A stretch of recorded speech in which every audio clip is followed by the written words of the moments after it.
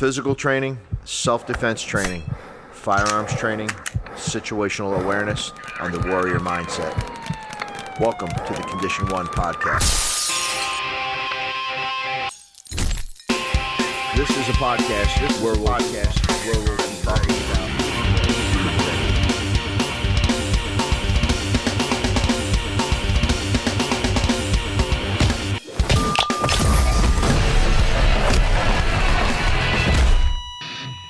Welcome to the Condition 1 podcast.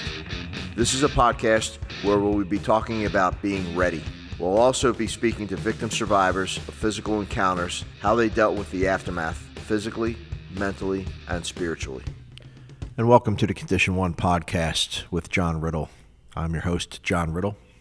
This is podcast number 1, and I feel that for you to listen to any further podcasts that I may be doing, you need to know about me. You need to know a little bit more than just my name and what gives me the ability to talk about what I'm talking about in these podcasts. So without further ado, I grew up in Philadelphia, Pennsylvania for 19 years. I was born and raised there. I went to high school there, middle-class family, youngest of 4. I have 3 older sisters. At the age of 19, I moved to West Palm Beach, Florida, where my father was transferred for a business. I bought a business, and we moved down. I worked different jobs down here in South Florida over a few years until I realized that I had to do something with my life. I had gone to the community college for law enforcement because as growing up, I always wanted to get into law enforcement. It was either the military or law enforcement. So one of the moves that I made was to try to get with a local law enforcement agency down here in West Palm Beach. And I was, I think, 21 years of age at that time. And when I went and applied, I was told, well, we're looking for college people. So I made the decision I was going to go to college. So I went for a 2-year degree in criminal justice, and in a flash, I turned around and went back to that same agency, and they said, well, what we're doing is we're looking for military people now, and you don't have military. So I said, okay, I'll see you in about 4 years. And I went and I joined the military, specifically the United States Air Force. It's probably the best thing that I did when I joined the Air Force, because I really had no direction as to what I wanted to do, where I was going to go. I had a good idea of what I wanted to do, but I really didn't know how to get my foot in the door and to be credible with getting my foot in the door. So I joined the Air Force, and that set me on a journey where I am now, and I haven't looked back since. So a little bit about my Air Force background. I was a little older when I went into the Air Force. Most guys and gals go into the Air Force at 17, 18. I was about 23 at the time.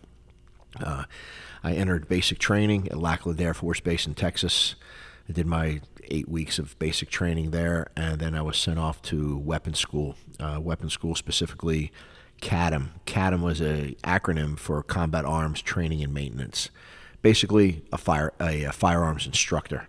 Okay, I became an instructor teaching the firearms such as handgun, 38 revolvers that pilots would carry on them when they were in flight. Then we graduated to the 9mm pistol, which at that time was the Beretta 92F, the M16, the M60 machine gun, the 203 grenade launcher, which was a 40mm grenade launcher, and also the shotgun.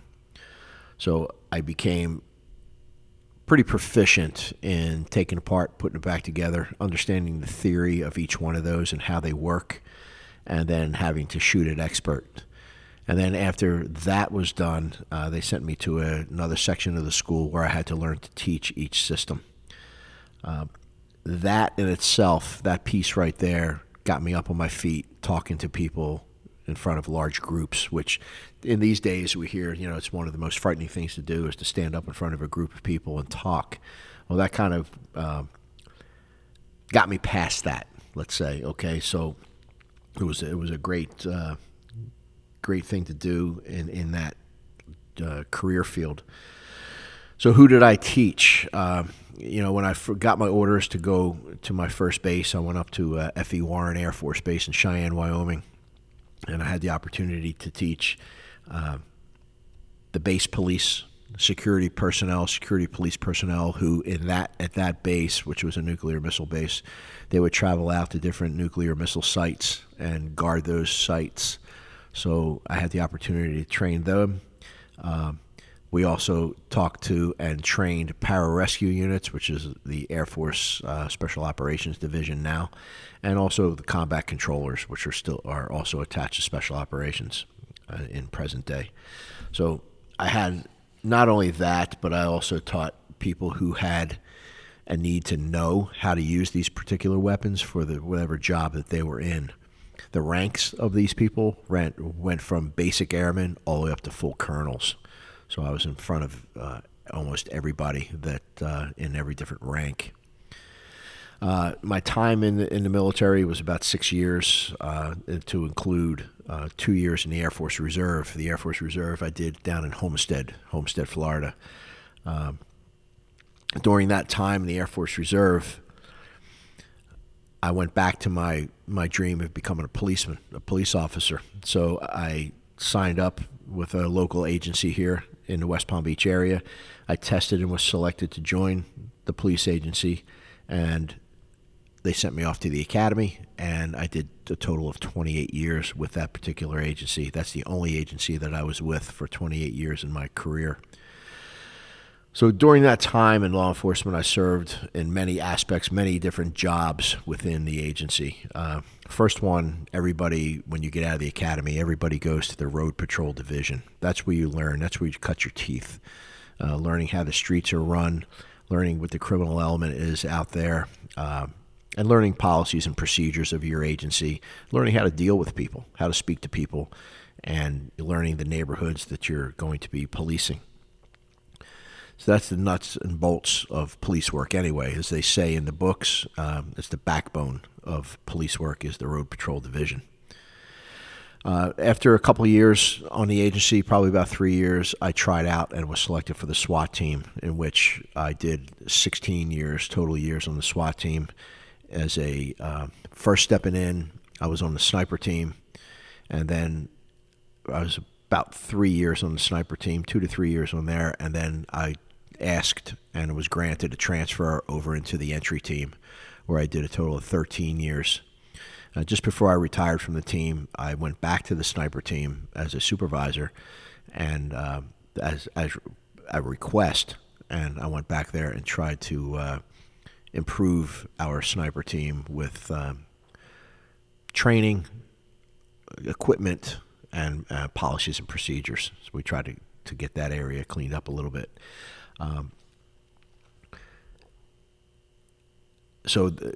Understanding that the SWAT team was not a full-time team, so I was changing hats quite a bit. I was on the road patrol as a police street cop, and also when needed, and several times a month into training with the SWAT team. So we were kind of a part-time team. After a couple more years down the road, I applied with the patrol division and was selected as a field training officer. And I did about 10 years as a field training officer. And in that position, when new people graduate from the academy and they would come into the agency, they needed a place to go for training, hands-on training, OJT. So they would put them, there was a cadre of field training officers. So what happens is the new guys get put in your police car with you, and you have a specific amount of time with that person, say maybe 2 weeks of training them in some basic things that they need to know on the street before they leave you and go to another field training officer. And that field training program was a total of 16 weeks.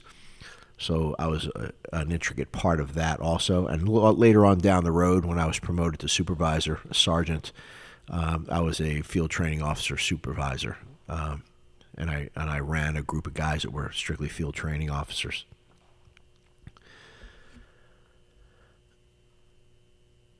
Most of my life, I've been involved in some type of martial art. Just like every young kid growing up we start out with Taekwondo. Up in Pennsylvania, I started out with Taekwondo, and then when I moved down to Florida, after a little time off from that, when I moved down here at 19, I was looking for something else. And this was an area, when I moved into it, it was pretty big with kickboxing. So I started doing a little bit of kickboxing with some local trainers. Had some good times with that, and then had to notice that because of the job that I was in, I needed to do a little bit more of a self-defense and have control techniques and things of that nature. Now, you get a little bit of that in the police academy and defensive tactics. So they sent me off to defensive tactics instructor school for the agency. I became a full-time instructor in that, along with my background with kickboxing. So later on down the road, I got into another Korean art, Hwarang-do, which I studied in the West Palm Beach area with a very well-known instructor there by the name of Terry Giles. And Terry pretty much set me on my pace as to where I was going in the martial art world. I give him a lot of credit for that. So down as I continued my path, I've trained in boxing, kickboxing, Taekwondo, Hwarang-do, Brazilian Jiu-Jitsu, Jeet Kune Do, and also Krav Maga. Yeah, I've trained with some of the best guys, best instructors around. I had mentioned Terry Giles in the Korean style of Hwarang-do and Tang Sudo. Very instrumental in my life and helped me set the path of which I'm on now. Krav Maga, Moni Isaac, and Nir Maman, two very well-known names in the Israeli-based, reality-based system of Krav Maga. I've trained a little bit with Bill Superfoot Wallace in kickboxing, Wald Blois in Brazilian Jiu-Jitsu, and Marcus D'Amata in Brazilian Jiu-Jitsu. Paul Vunak in Los Angeles area in Jeet Kune Do, and also Kelly McCann in the Virginia area, Northern Virginia area in combatives. I've developed my own thing, kind of mixing everything that I've learned over the years. In 2012, I was awarded the Black Belt Magazine 2012 Instructor of the Year, and they put me in the Hall of Fame for that. A couple of years down the road, the World Head of Family Soki-ship granted me the rank of Grand Master of Combative Arts. So that was great times, great accolades for there, but I'm still involved, and I'm not a big guy on names and ranks, okay? I'm respectful in those areas, but I'm not a big, personally, with my students, I'm not real big on rank and names. Being a police officer, coming from the military, firearms training. Firearms once I got out of the Air Force and into law enforcement and SWAT, firearms started becoming something that was really growing on me, just like my martial arts background. And I started to look at this where firearms training is like a martial art, okay? So I looked at it that way, and I started training it that way also. So I've been to numerous schools between my military career, my law enforcement career, and now in my civilian career. One name that comes to mind is Thunder Ranch out in Oregon, Clint Smith. Clint is a Vietnam-era Marine who teaches some phenomenal classes out there in Thunder Ranch. And I look at him as a mentor in a lot of the things that I do and the way I teach firearms. So with that background in the firearms, I turned around and developed my own school. So it's called Riddle Defense. It's in Boca Raton, Florida, and it's a brick and mortar building, and I teach self-defense here to the masses, and also I do private and semi-private firearms training on the live fire range outside. I've had the opportunity in my career up to now to have taught throughout the country, throughout the United States, different law enforcement agencies, and also in Canada. I had the opportunity to train in Ireland at the Garda College, which is the Irish National Police, that's their police academy. So I've had the opportunity to train there, to teach class there. I was also had the chance to go over to Rome, Italy, and train some civilians over there in self-defense, and I co-taught that with a guy that I had met a long time ago, and we had collaborated on some things, and that's what brought me to Italy. So the journey's been long. It's been very rewarding for me. I love what I do, and how do I tie this into Condition 1 podcast? Well, everything I've done in my career, whether it be military or law enforcement, the Condition 1 podcast is about survival. It's about when you get up in the morning, what are you going to do to make it through the day? We talk about firearms training. We talk about combatives or martial arts, hand-to-hand combat. We talk about survival mindset and situational awareness. And these are all things that I had gone through in my careers and either learned out on the street or learned through a book.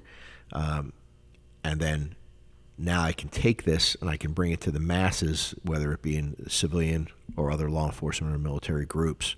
So it's been a great journey, and I'm tying this into Condition 1 podcast to give you a better taste of what I can bring to the table. And when this podcast fires up and it's ready to launch, you guys will be the first to know, and I hope you listen, and I hope you bring something to the table. Thanks for listening.